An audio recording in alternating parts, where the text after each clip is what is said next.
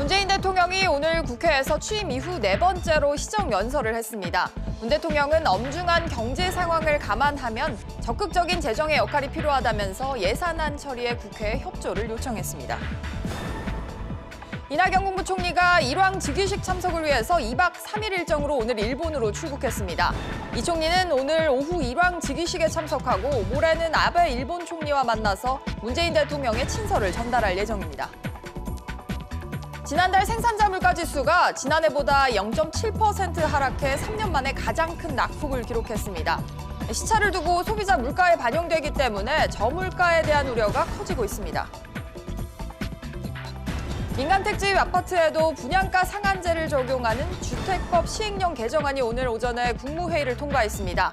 민간택지 분양가 상한제는 이번 달 말에 시행되고 대상 지역은 이르면 다음 달 초에 선정될 것으로 전망됩니다. 이상 이 시각 주요 뉴스입니다.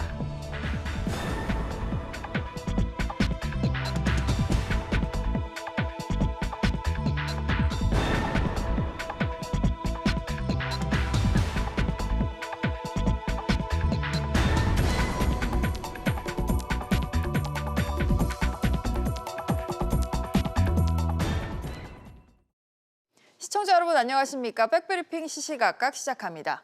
문재인 대통령이 내년 확장 예산 편성은 선택이 아닌 필수라면서 513조 원의 예산안에 대해서 국회 통과를 촉구했습니다. 이 내용 취재기자 바로 연결해보죠. 정광윤 기자. 네, 정광윤입니다. 네, 문 대통령이 내년 예산과 관련해서 확장 예산이 불가피하다 이런 점을 국회에서 피력을 했다고요.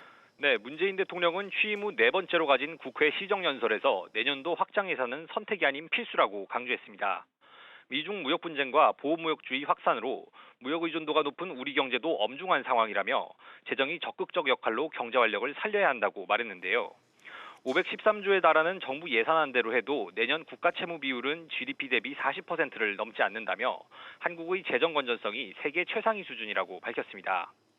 또한 지난 2년간 세수 호조로 국채 발행 규모를 28조 원 줄였다며 내년 예산도 비축한 재정 여력 범위 내라고 설명했는데요. IMF도 과감한 재정 지출을 권고했다며 제대로 대응하지 않으면 머지않은 미래에 더 큰 비용을 치러야 할 것이라고 강조했습니다. 네, 또 그간 야당 측에서 단기 일자리 등에 대해서 많은 지적을 해왔었는데요. 이 부분에 대한 언급도 있었다고요. 네, 문 대통령은 내년도 예산과 관련해 포용과 공정 등의 가치를 강조했는데요. 특히 노인 일자리와 관련해 재정으로 단시간 일자리를 만든다는 비판이 있지만 일하는 복지가 더 낫다는 데는 의문의 여지가 없다고 말했습니다. 또한 공공기관 채용 비리 근절 대책을 강도 높게 추진하고 학종 전면 실태 조사 등 입시 제도 개혁도 실시하겠다고 설명했습니다. SBS CNBC 정광윤입니다.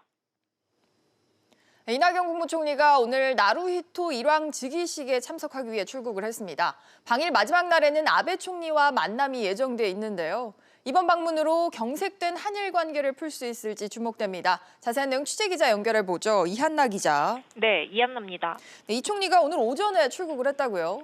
네, 이낙연 국무총리가 나루히토 일왕 즉위식 참석을 위해 오늘 오전 출국했습니다. 오전 8시쯤 도쿄 하네다 공항에 도착했는데요. 이 총리는 오늘 오후 도쿄 왕국에서 열리는 일왕 즉위식으로 2박 3일간의 공식 일정을 시작합니다. 네, 즉위식에 참석한 이후에 구체적인 일정은 어떻게 됩니까? 네, 오늘은 즉위식에 참석한 뒤 일본인을 구하려다 목숨을 잃은 고 이수연 의원의 추모비에 헌화를 합니다. 다음 날인 23일에는 일한의원 연맹 관계자 조찬, 일본 젊은이들과의 대화 등이 예정돼 있습니다. 마지막 날인 24일에는 도쿄 총리관저에서 아베 신조 일본 총리와 만납니다. 네, 아무래도 한일 경색 국면이라서 정상급 대화에 대한 기대가 큰 상황입니다. 어떤 대화가 좀 오갈까요? 네, 이 총리는 아베 총리와 만나는 자리에서 문재인 대통령의 친서를 전달하고 한일 관계 개선에 대한 의지를 밝힐 예정입니다. 공식적인 개별 면담은 15분 안팎의 짧은 일정으로 진행되는데요. 짧은 시간인 만큼 이 총리는 현안에 대한 타협점을 논의하기보다는 관계 개선을 바라는 우리 정부의 의지를 밝힐 것으로 보입니다. SBS CNBC 이한나입니다. 이번 달까지 수출이 11개월 연속으로 마이너스를 기록할 거란 전망이 나오고 있는데요. 이런 가운데 성윤모 산업통상자원부 장관이 우리 수출이 내년 1분기에는 플러스로 전환할 것이다. 이렇게 전망을 내놨습니다. 어떤 얘기인지 취재기자 연결해보죠. 오정인 기자. 네, 오정인입니다. 네, 성윤모 장관이 우리 수출이 부진한 상황에 대해서 입장을 직접 밝혔다고요?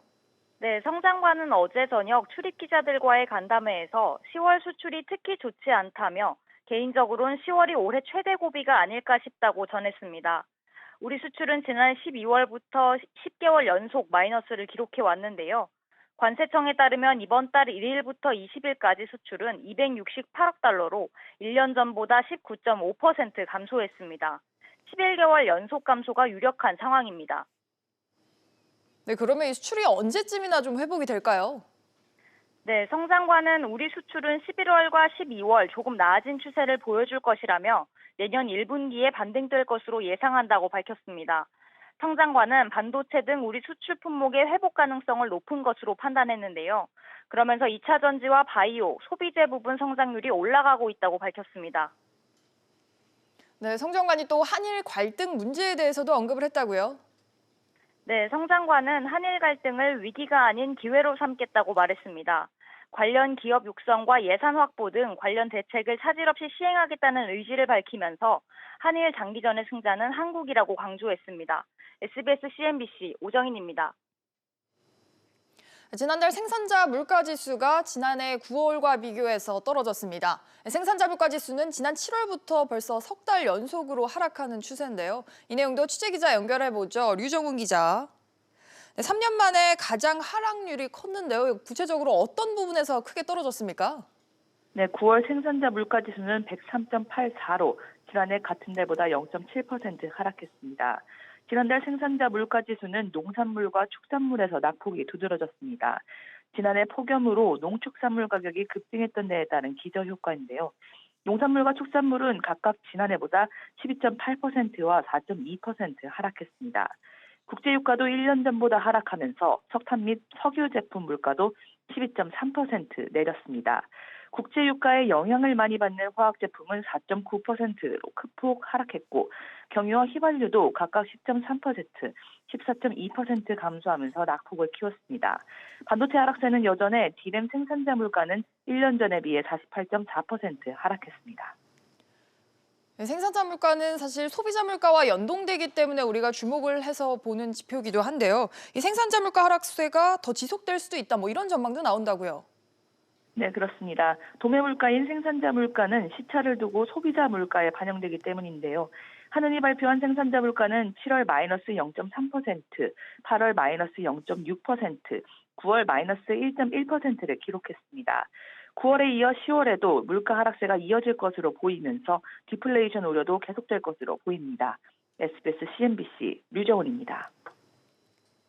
민간 택지 분양가 상한제가 오늘 오전에 국무회의를 통과했습니다.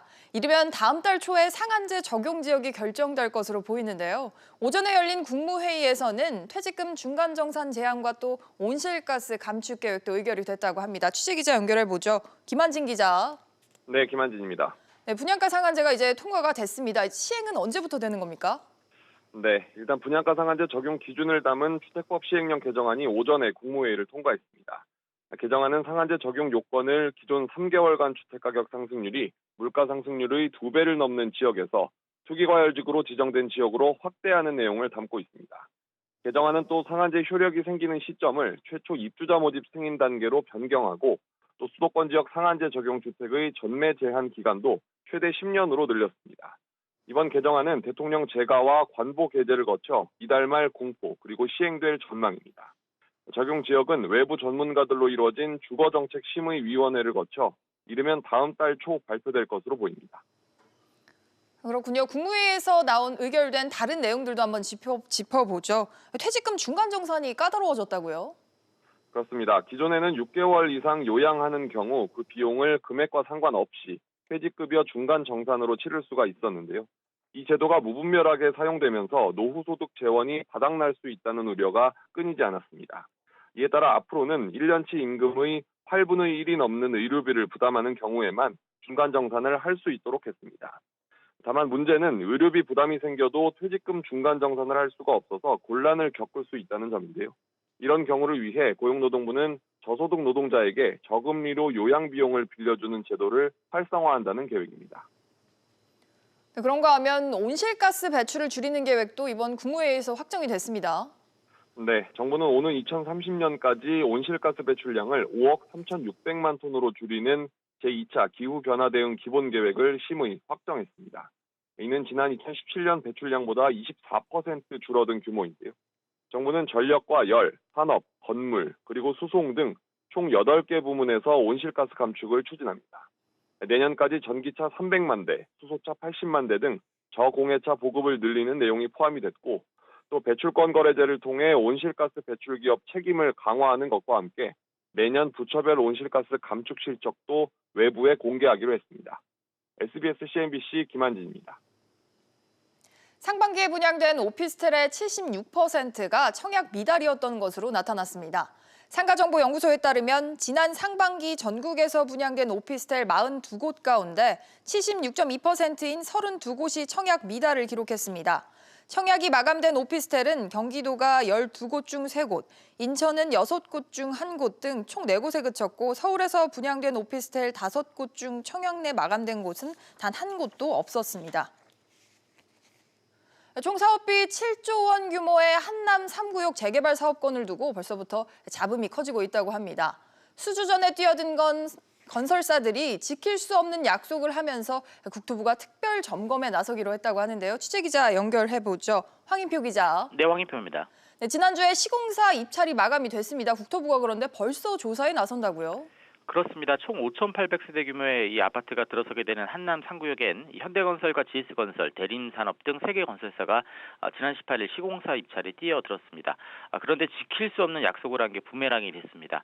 GS건설은 분양가 상한제를 적용받지 않으면 일반 분양가를 3.3제곱미터당 7,200만 원에 보장하겠다고 제안했는데요.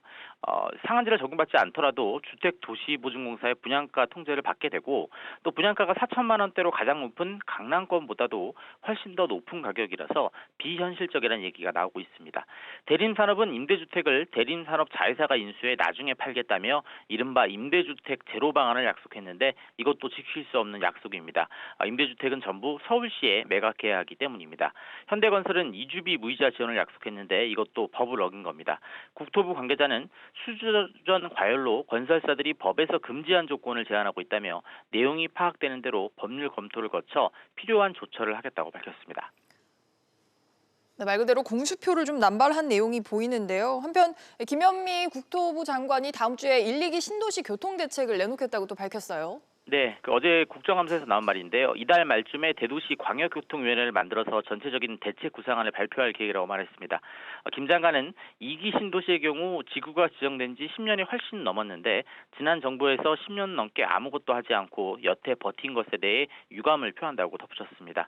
앞서 이현재 자유한국당 의원은 3기 신도시를 발표하면서 선교통 대책을 추진하겠다고 했는데 기존 신도시는 전철 완공이 최대 14년까지 늦어지는 등 획기적인 교통 대책이 나오지 않고 있다고 지적했습니다. 지금까지 SBS CNBC 황인표입니다.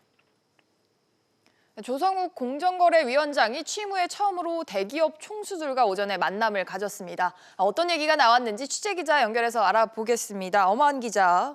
네, 엄하은입니다. 네, 조 위원장이 오전에 재개를 향해서 좀 단호한 입장을 밝혔다고요. 어떤 얘기입니까? 네, 조성욱 공정거래위원장은 오늘 대기업 수장들과 조찬 간담회를 열었는데요.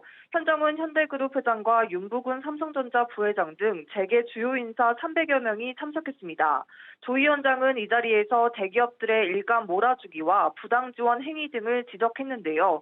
총수 일가가 적은 지분으로 다수 계열사를 지배하는 구조가 유지되고 있다면서 일감 몰아주기는 편법적 경영 승계에 이용될 뿐만 아니라 중소기업의 혁신적인 경쟁 기회를 저해한다고 강조했습니다. 이와 관련해 조 위원장은 기업 규모에 관계없이 엄중하게 제재하되 일감을 나눠주도록 하는 유인책 또한 제공하겠다고 밝혔습니다. 특히 현행법상 자산 5조 원 이상 기업 집단에 대해서만 사익 편취 규제를 적용하고 있지만 5조 원 미만 기업에 대해서도 모니터링을 강화하고 법을 집행하겠다고 말했습니다. 또 총수 일가의 사익 편취 규제와 관련해서도 이 적용 제외 요건을 구체화한다라고 밝혔네요. 네, 조성욱 위원장은 우선 일본 수출 규제 관련 기업들에 대해선 사익 편취 규제를 적용하지 않을 것이라고 밝혔습니다.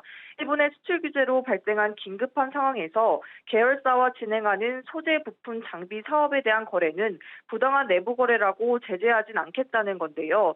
다만 부당한 내부 거래라는 게 무엇을 의미하는지에 대해서는 공정위 차원에서 명확히 해석하는 작업을 진행하고 있다고 설명했습니다.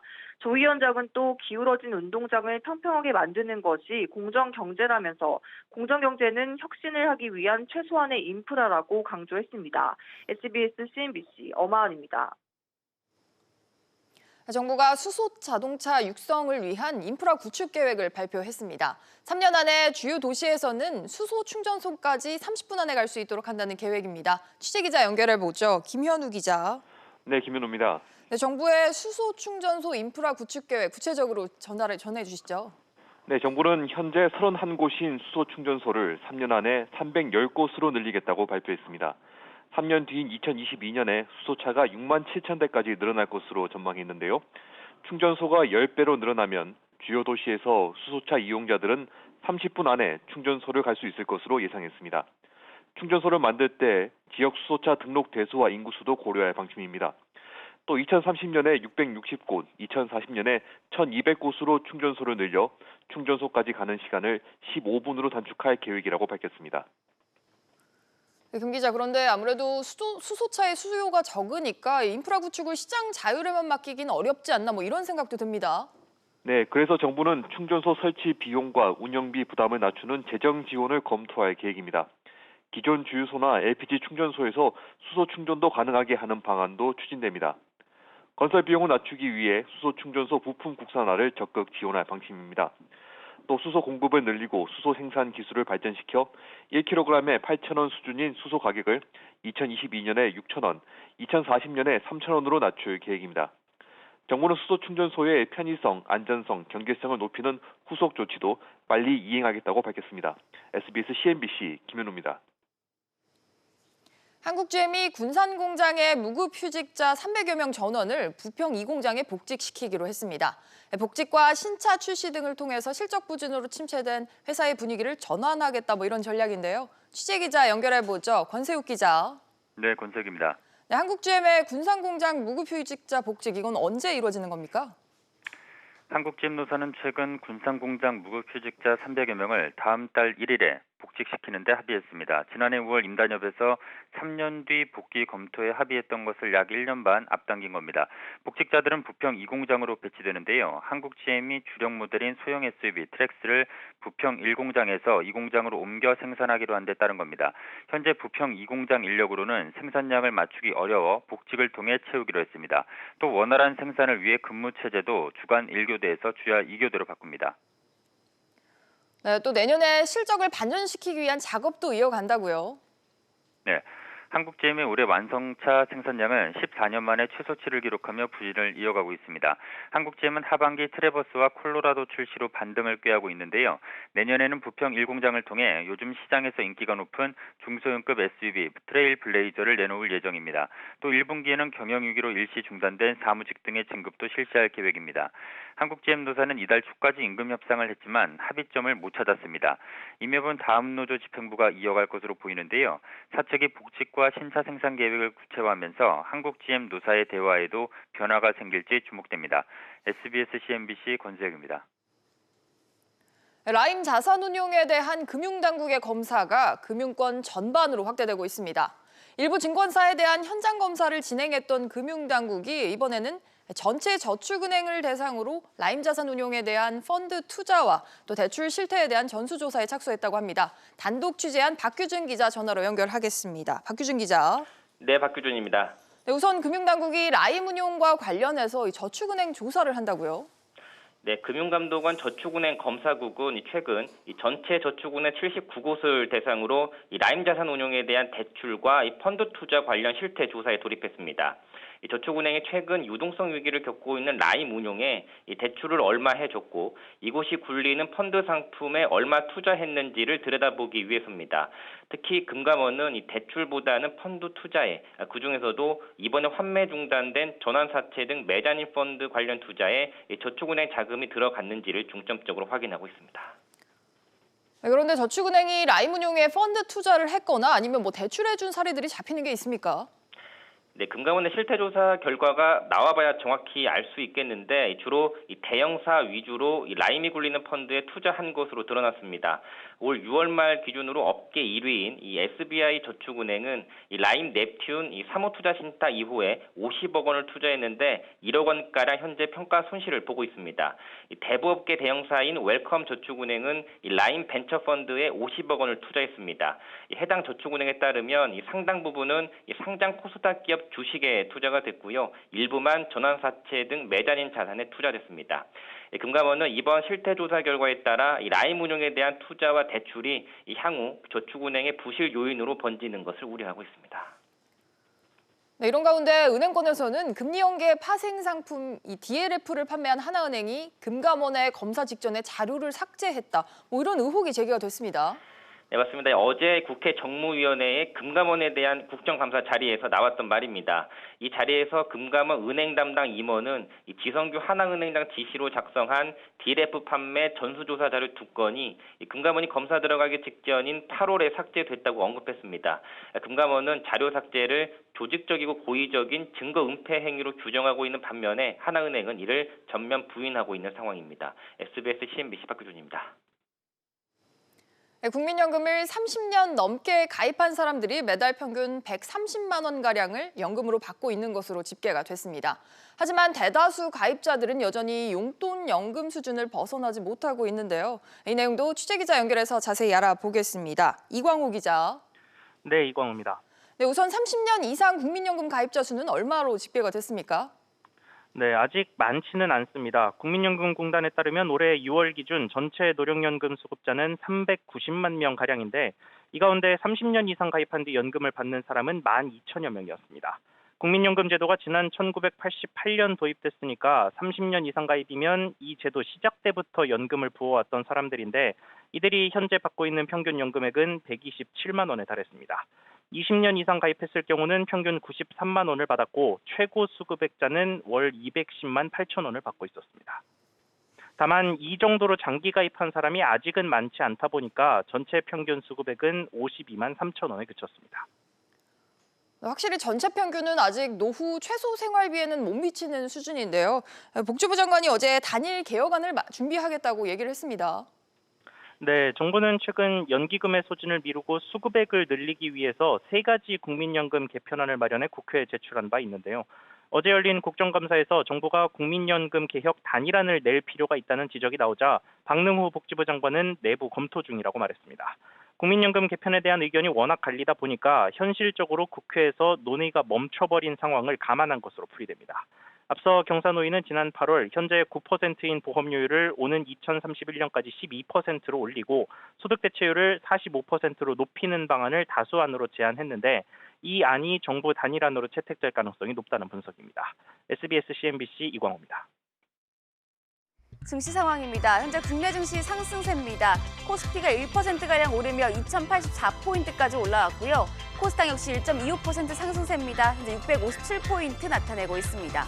오늘 눈에 띄는 종목들 함께 살펴보시죠. 우선 LG화학이 SK이노베이션을 상대로 낸 소송에 대해서 미국 ITC가 SK이노베이션이 중요 정보를 담고 있을 만한 문서를 제출하지 않은 사실을 발견하고 포렌식 조사 명령을 내린 것으로 확인이 됐습니다. 현재 LG화학 같은 경우 0.3% 하락세 보여주고 있고요. SK이노베이션이 0.62% 상승세 보여주고 있습니다. 다음으로 현대차입니다. 현대차 그룹의 고급 브랜드 제네시스가 내년 6월부터 유럽 시장에서 판매를 시작합니다. 유럽 시장 진출 기대감에도 불구하고 주가는 떨어지고 있는데요. 이제 0.4% 하락세 보여주고 있습니다.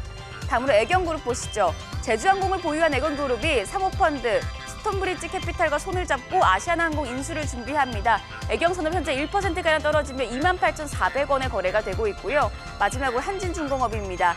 지금 동서울 터미널 매각을 결정을 하면서 현재 시가총액을 넘어서는 자산 매각 소식에 급등하고 있는데요. 현대중공업 주주 같은 경우 2%가량 오르며 35만 3,500원에 거래되고 있습니다. 지금까지 증시 상황이었습니다. 내년도 정부가 책정한 예산 513조 초슈퍼 예산이라고 하죠. 이 초슈퍼 예산에 대한 분야별 쓰임새는 오후 토론에서 또 자세히 전해드리도록 하겠습니다. 뉴스 마칩니다. 감사합니다.